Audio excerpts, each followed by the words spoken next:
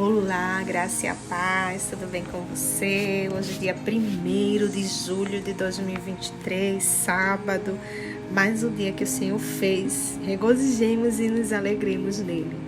Eu sou a Adriana Lima, do Conectados à Luz, estou de volta para mais uma série de sublinhados e comentados do livro Uma Vida com Propósitos, de Rick Warren.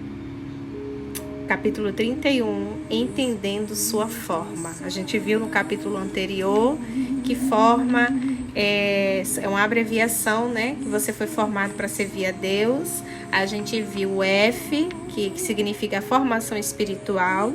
E vimos o O, que é opções do coração, né? E agora a gente vai ver essa forma através do R, o M e o A hoje, né? Então, vamos estudar aplicando os recursos pessoais, que é o R, né? Em Salmos 139, versículo 13, diz: Tu me formaste primeiro por dentro e depois por fora. Tu me teceste no ventre de minha mãe, né? Glória a Deus por isso. Somente você pode ser você mesmo. Você não é cópia de ninguém. Só você pode ser você mesmo, viu? Então, Deus te fez para ser você, tá bom? Lembre-se disso. Deus projetou cada um de nós de modo que não houvesse réplica, sabe? Em todo mundo. Você é único. Ninguém tem exatamente a mesma composição de fatores que tornam você tão único. Então, isso significa que ninguém mais no mundo será capaz de desempenhar o papel que Deus planejou para você. Se você não fizer sua contribuição individual para o corpo de Cristo, ela não será feita por mais ninguém, sabe? E a Bíblia diz: existem tipos diferentes de dons, existem maneiras diferentes de servir, há diferentes habilidades para realizar o trabalho. E no capítulo anterior, né, vimos de duas primeiras, que são os dons espirituais, a formação espiritual e o coração, que é as opções do coração. Agora veremos o resto de sua forma para servir a Deus, né? O R, recursos pessoais. Os recursos pessoais são os talentos com os quais você nasceu, né? Algumas pessoas têm habilidade natural com as palavras, já nasceram falando, né? Falando pelos cotovelos, como a gente diz. Outras têm habilidades atléticas inatas, não é verdade? E destacam-se pela coordenação motora, né? São corredores, são, né? Geralmente tem um corpo bem desenvolvido porque gosta de ser atleta, né? Gosta de um futebol, por exemplo. E outras ainda são boas em matemática, né? Em música ou mecânica. E quando Deus quis construir o tabernáculo, sabe? E fabricar todos os utensílios para a adoração, ele providenciou artistas e artesãos que possuíam destreza, sabe? Habilidade, delicadeza e plena capacidade artística para desempenhar e executar todo tipo de obra artesanal. O Senhor ainda hoje concede essas habilidades, né, a milhares de outras pessoas para que possamos servi-lo com essas habilidades, com esse dom. E as habilidades vêm de Deus, sabe? Até mesmo as habilidades usadas para pecar, né, foram dadas por Deus. Estão apenas sendo mal utilizadas ou corrompidas, né? E a Bíblia diz, né? Deus, ele dá a cada um de nós habilidades para fazer bem determinadas coisas, sabe? Em Êxodo 31, fala, né? Que o Senhor deu todo tipo de obras para as pessoas fazerem. E as habilidades ele deu a cada um, está em Romanos, capítulo 12, versículo 6, a parte A, né? Que Deus dá a cada um de nós habilidades para fazer bem determinadas coisas. E visto que as capacidades naturais provêm de Deus, elas são tão importantes e espirituais, na verdade, quanto os dons espirituais. Suas habilidades são tão boas e importantes quanto os seus dons espirituais. Então, a única diferença é que você as recebeu de nascimento, né? Você já nasceu com essa habilidade. Desde criancinha, a gente já começa a notar, né, na criança algumas habilidades para arte. Minha filha mesmo, ela já pinta, desenha muito bem, ela tem uma habilidade, eu já estou notando aí que ela tem habilidade para isso, para as artes, né? Ela é bem precisa. Já o mais velho não, o mais velho é como eu, não tem essas habilidades muito nos desenhos não, sabe? Ele pode ter também nas artes, mas não a habilidade do desenho, feito eu, do desenho eu não tenho. Então, uma das desculpas mais comuns, né? Mais comuns que as pessoas apresentam para não servir é: eu simplesmente não tenho nenhuma aptidão a oferecer, não sei fazer nada, né? É uma afirmação ridícula. Você tem, sabe, dezenas, provavelmente centenas de habilidades inexploradas, todos nós temos, né? Desconhecidas, né? E ociosas que estão adormecidas dentro de você. Vários estudos revelam que uma pessoa comum possui entre 500 a 700 habilidades. Olha só como Deus é perfeito, né? E muito mais do que você imagina. Por exemplo, o cérebro da gente ele pode armazenar 100 trilhões de fatos. A mente ela pode lidar com 15 mil decisões por segundo, como ocorre quando seu sistema digestivo está trabalhando, né? O olfato ele pode perceber até 10 mil odores diferentes. O tato ele pode detectar um elemento com 1 micron de espessura. E a língua ela pode detectar o gosto de uma parte de quinino em 2 milhões de partes de água, sabe? E você é um conjunto de habilidades incríveis. Você é uma criação maravilhosa de Deus, né? E parte da responsabilidade da igreja é identificar e disponibilizar essas habilidades para servir ao Senhor, né? É porque muitas vezes a gente deixa adormecido, né? Às vezes a nossa criação, às vezes traumas também fazem com que as pessoas enterrem seus dons e talentos, na verdade, principalmente seus talentos. E qualquer habilidade, ela pode ser usada para a glória de Deus. E Paulo, ele orienta: quer vocês comam, quer vocês bebam, façam qualquer outra coisa, faça tudo para a glória de Deus. Glória a Deus. Está em 1 Coríntios, capítulo 10, versículo 31. E a Bíblia, sabe, a Bíblia está cheia de exemplos de diferentes capacidades que o Senhor usou para a sua glória. Aqui estão apenas algumas delas, né? A capacidade artística, capacidade arquitetônica, administração, a culinária, a construção de navios, a produção de doces, a capacidade para debates, né? O desempenho, o embalsamento, bordados, escultura, agricultura, pesca, jardinagem, liderança, gerenciamento, trabalhos em alvenaria, composição musical, produção de armas, trabalhos com agulhas, pintura, plantio, filosofia, maquinarias, invenções, carpintaria, navegação, vendas, atividades militares, alfaiataria, ensino, literatura e poesia. E a Bíblia diz, né, lá em 1 Coríntios, capítulo 12, versículo 6, o Senhor diz: há diferentes habilidades para realizar o trabalho, mas é o mesmo Deus quem dá a cada um a habilidade para fazê-lo. Então, o Senhor tem um lugar na igreja onde sua habilidade pode se distinguir e você pode fazer diferença, sabe? Cabe a você achar esse lugar. E Deus, ele concede a algumas pessoas a habilidade de ganhar dinheiro, né? E Moisés disse aos israelitas, lá em Deuteronômio, capítulo 8 e 18, veja só, meu Deus, lembrem-se do Senhor, seu Deus, pois é Ele quem lhes dá a capacidade de produzir riqueza, é Deus que dá, né? E pessoas com essa capacidade são boas em fazer prosperar os negócios, em fechar acordos, né? Em vendas, né? Em obter lucro. E se você possui essa habilidade para os negócios, você deve usá-la para a glória de Deus, né? Aí como? Como, Adriana? Primeiro você deve compreender que sua habilidade provém de Deus, né? E de todo o crédito. Então você tem que dar todo o crédito a Ele, né?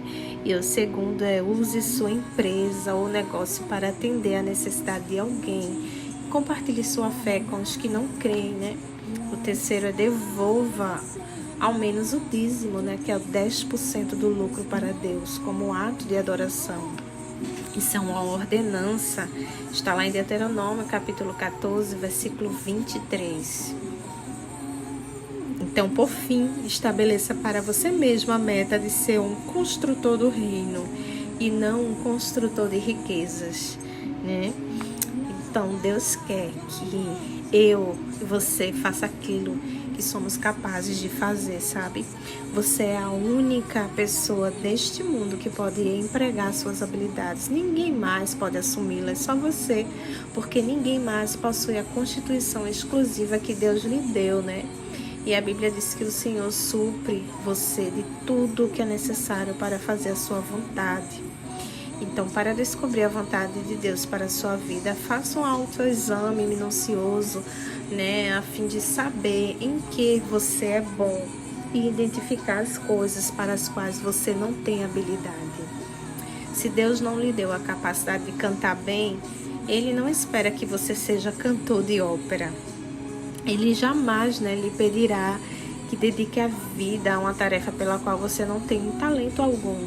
No entanto, as habilidades que você efetivamente possui são um forte indício do que o Senhor quer que você faça. São pistas para que você conheça a vontade de Deus para a sua vida. Se você for bom em projetar, recrutar, desenhar ou organizar, é seguro supor que os planos dele para a sua vida incluem tal habilidade de alguma forma. E Deus, ele não desperdiça a capacidade, ele combina o nosso chamado com as nossas habilidades, não é verdade? Então, as habilidades, elas não foram concedidas apenas para que você as empregasse em sua profissão, não, viu? O Senhor, ele as concedeu para que você exercesse um ministério.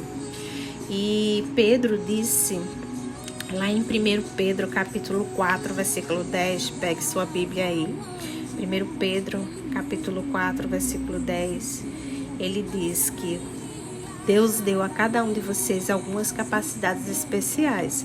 Estejam certos de as estarem utilizando para se ajudarem mutuamente, transmitindo aos outros as muitas espécies de bênçãos de Deus, tá vendo? Tudo que você fizer, você tem que fazer para servir a Deus, para a glória de Deus, né? Enquanto este livro estava sendo escrito, aproximadamente 7.000 pessoas usavam habilidades para o ministério da igreja. Aí ele diz que essa igreja é lá em Salzlembeck, suprindo todo tipo de serviço que você possa imaginar, consertando, né, carros recebidos em doação para que sejam, por sua vez, doados aos que necessitam, encontrando os melhores negócios para as aquisições da igreja, trabalhando com paisagismo, organizando arquivos, divulgando arte, elaborando programas, projetando prédios, fornecendo tratamento de saúde, preparando refeições, compondo músicas, ensinando música, escrevendo propostas de subvenções, treinando times, fazendo pesquisas, né? E Deus quer que eu faça aquilo que sou capaz de fazer, você também, né? Como nessa igreja, cada um fazia uma coisa, né? E para sermões, outros faziam ou realizavam centenas de outras tarefas que requerem especialização. Então dizemos aos novos membros, não importa no que você é bom, você deve fazê-lo para a sua igreja, não é verdade?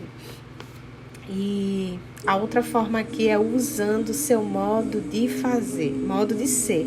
A letra M, seu modo de ser. Não nos damos conta de como cada um de nós é verdadeiramente único, né? As moléculas de DNA podem se reunir em um número infinito de formas. A possibilidade de você algum dia vir a encontrar alguém exatamente igual a você é de 1 para 10 elevado a 2, um número aqui bem elevado à potência, né? Muito raro.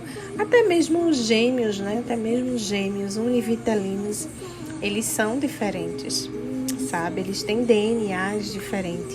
Você pode encontrar alguém igual, parecido, seu irmão, é muito parecido, vocês são gêmeos, mas cada um tem seu DNA, sabe?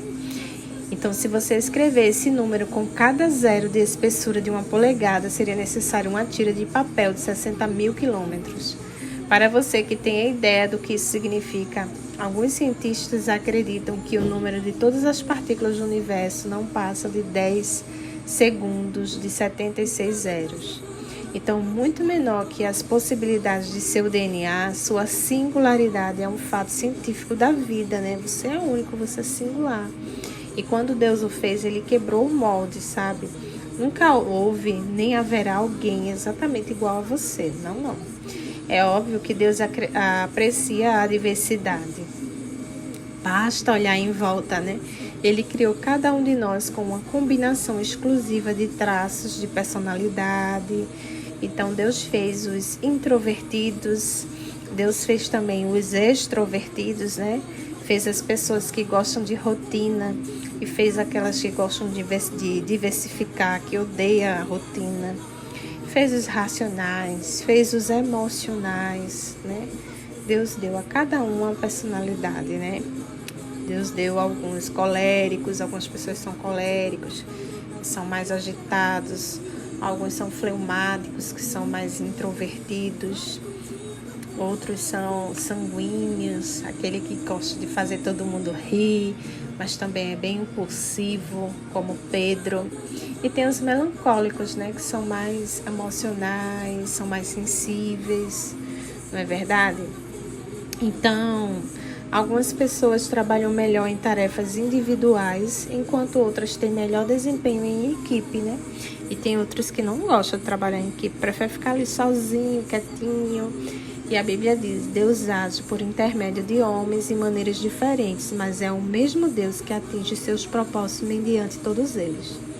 E a Bíblia ela apresenta provas suficientes de que Deus usa todos os tipos de personalidade, né? Pedro era sanguíneo, Paulo mesmo era colérico, Jeremias era melancólico, né? E quando você vê as diferenças de personalidade entre os 12 discípulos, fica fácil entender a razão de alguns conflitos, né, interpessoais entre eles. Não existe temperamento certo ou errado para o ministério. Todos os tipos de personalidade são necessários para equilibrar a igreja e dar-lhe sabor, né? Senão seria todo mundo igual, né? E o mundo seria um lugar muito chato se fôssemos a versão feijão com arroz, né? Felizmente as pessoas apresentam muito mais variedades, né? Que bom.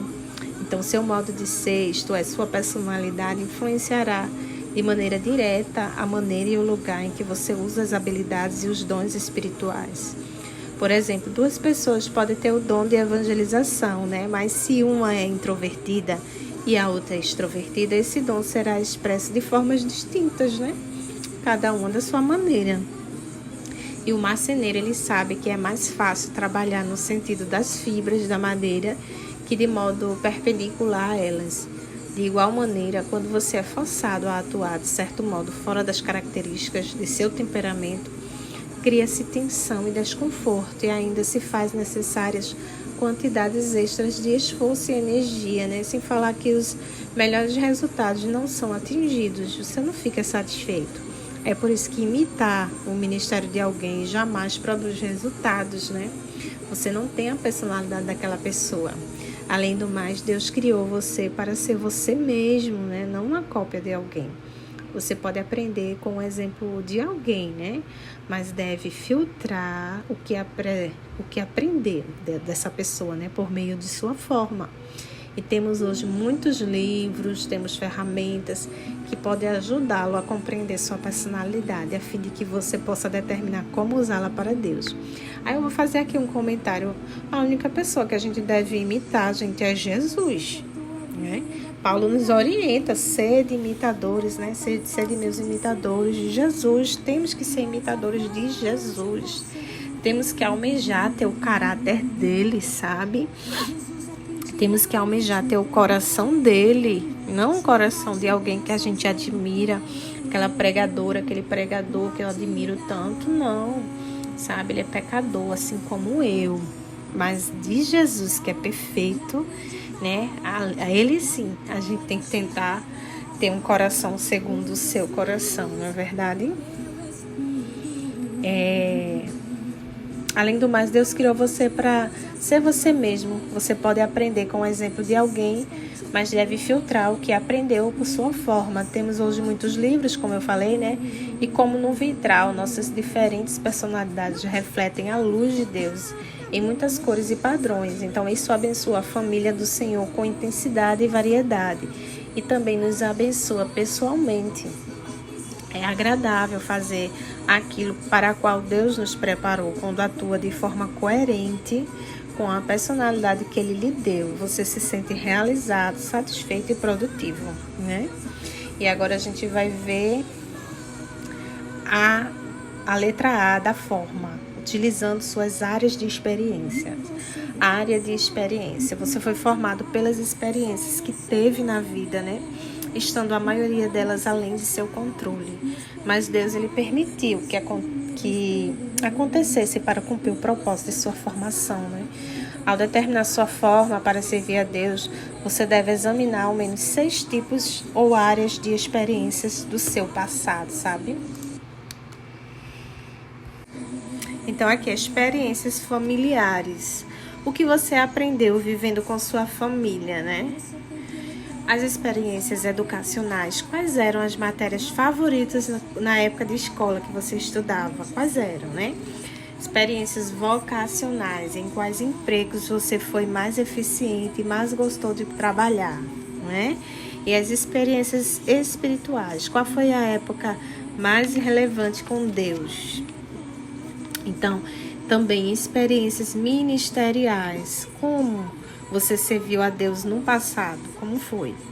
E suas experiências dolorosas. Com quais problemas, mágoas, espinhos e provações você aprendeu? Traga a memória agora, né? É a última categoria, né? As experiências dolorosas que Deus mais usa a fim de prepará-lo para o ministério, não é verdade? Meu Deus, Deus jamais Ele desperdiça uma dor. Na verdade, é muito provável que seu ministério mais significativo surja de sua dor mais significativa. Quem poderia testemunhar melhor aos pais de uma criança com síndrome de Down que outro casal cujo filho apresenta as mesmas características, né? Quem poderia ajudar melhor na recuperação de um alcoólatra que alguém que tenha combatido o demônio do alcoolismo e alcançado a liberdade, né? E quem poderia confortar melhor uma esposa trocada por um amante que uma mulher que tenha passado pela mesma agonia? Deus, Ele intencionalmente permite que você passe por experiências dolorosas a fim de capacitá-lo a trabalhar com outras pessoas. E a Bíblia diz, Ele nos conforta em todas as nossas aflições, de modo que podemos confortar os outros. E quando alguém estiver aflito, seremos capazes de lhe proporcionar o mesmo conforto que recebemos de Deus, não é? Então, se você realmente deseja ser usado por Deus, você deve entender uma verdade poderosa. As mesmas experiências que lhe trouxeram mais arrependimento e ressentimento na vida, aquelas que você gostaria de esconder, sabe, esquecer, são as que Deus quer usar para ajudar os outros. Eles são o seu ministério. Meu Deus, uau, né? Para que Deus utilize suas experiências dolorosas, você deve, antes de tudo, desejar compartilhá-las. Ele precisa parar de encobri-las e deve admitir honestamente as faltas, os fracassos e os temores. Fazer isso provavelmente tornará seu ministério mais eficiente. As pessoas são sempre mais encorajadas quando lhes contamos, né, que a graça de Deus nos ajudou no momento de fraqueza, quando fazemos alarde da nossa força, né? E Paulo compreendeu essa verdade, por isso ele era honesto sobre suas acessos de depressão e ele admitiu, né? Ele admitiu isso lá em 2 Coríntios, capítulo 1, versículo 8 ao 10, ele disse: eu acho que vocês devem saber, amados irmãos, que tempos difíceis nós atravessamos na Ásia. Fomos realmente esmagados e oprimidos e tivemos medo de não conseguir sobreviver. Sentimos que estávamos condenados à morte e percebemos como éramos fracos demais para socorrer-nos a nós mesmos.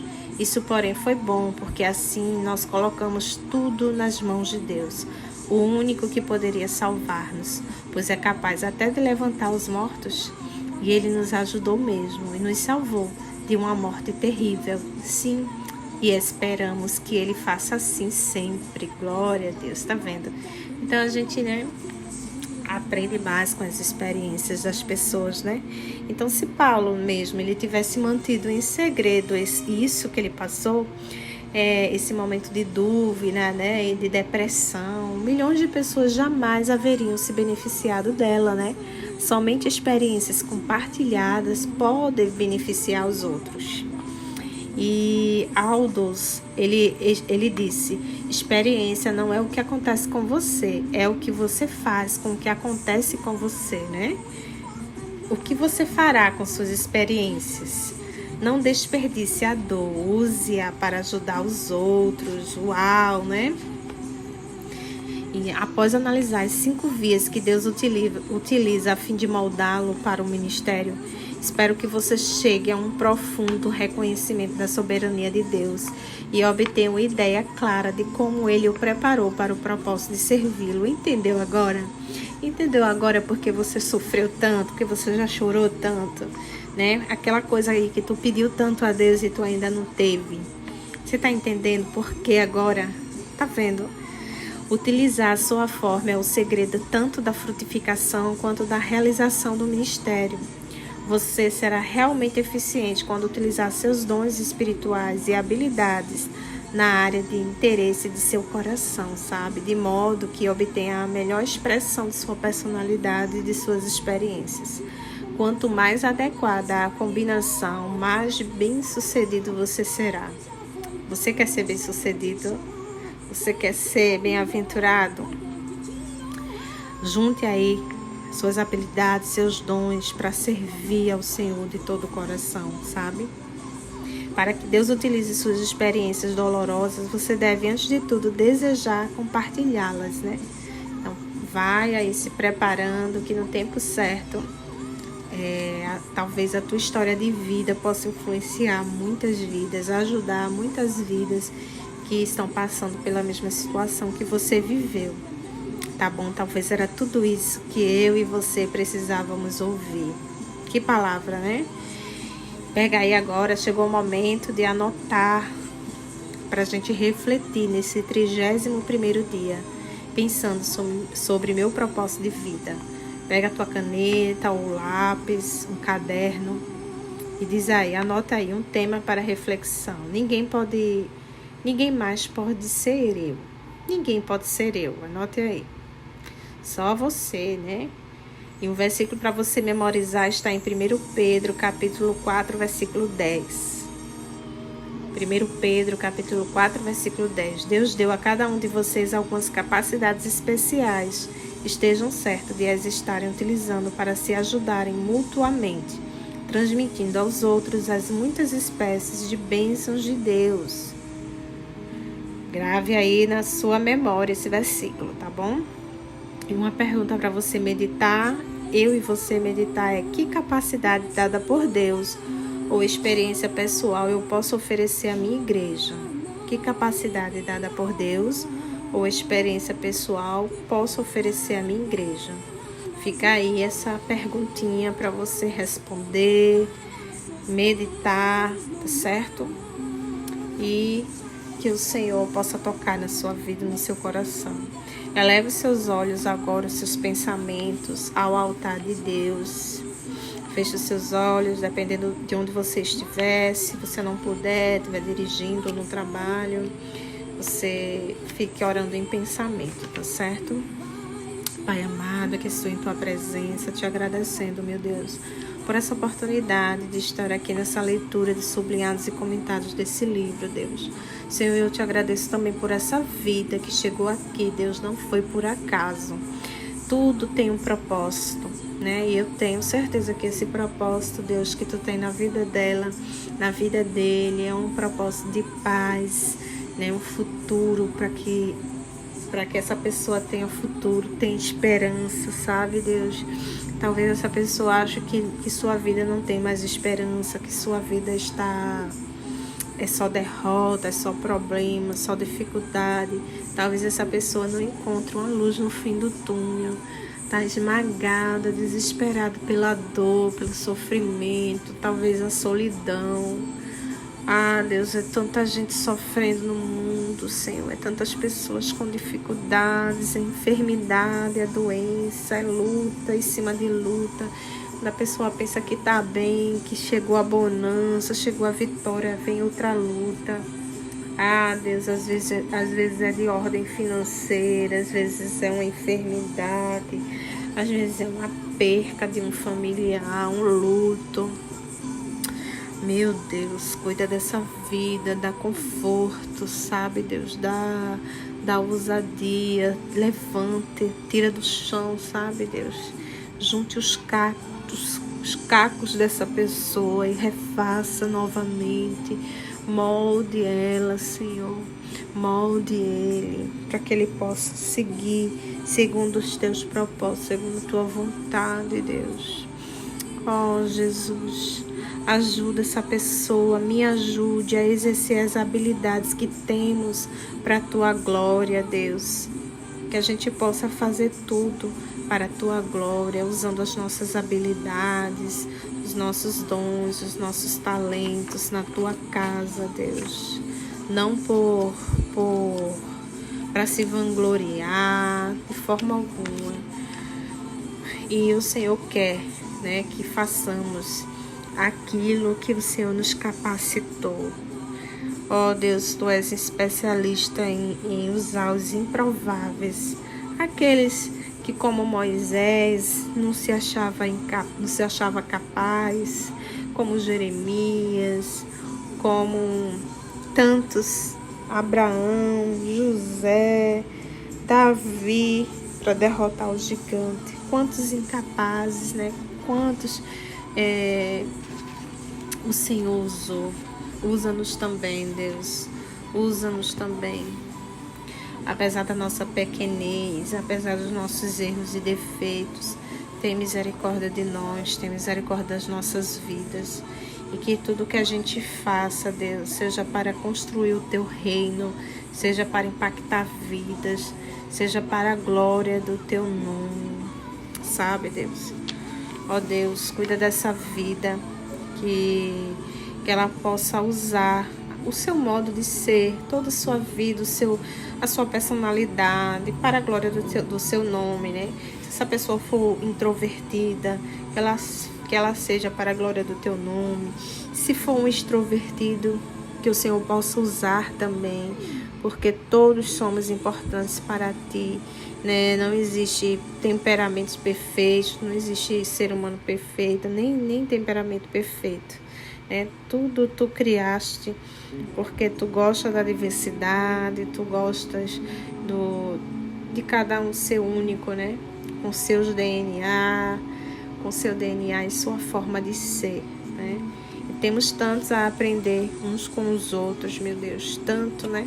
Então nos ajuda a usar as nossas experiências para a tua glória, né? As experiências familiares, as nossas experiências que tivemos na época da escola, as nossas experiências espirituais, as dores que passamos, sabe, Deus? É o Senhor nos preparando, foi o Senhor nos preparando. Às vezes as dores que passamos é um livramento e a gente não entende, né? Mas é tudo o Senhor forjando o nosso caráter. São experiências para contar. E todo cristão, ele passa por experiências dolorosas, Senhor. Então, capacita essa vida, essa pessoa que talvez esteja vivendo essa experiência dolorosa agora. Que o Senhor possa dar um abraço na alma dessa vida, confortar, para que ela não se sinta só, que ele não se sinta só, porque o Senhor nos prometeu estar conosco todos os dias, até a consumação do século. O Teu Espírito Santo está conosco sempre, nos protegendo, nos guiando e nos guardando. Obrigada por tudo, Pai. É o que eu te peço, desde já te agradeço, em nome de Jesus. Amém. E a você, querido ouvinte, obrigada pela tua companhia, que o Senhor possa estar com você, que a paz que excede todo entendimento esteja hoje e todos os dias na sua vida. Em nome de Jesus. Amém. Tchau, tchau.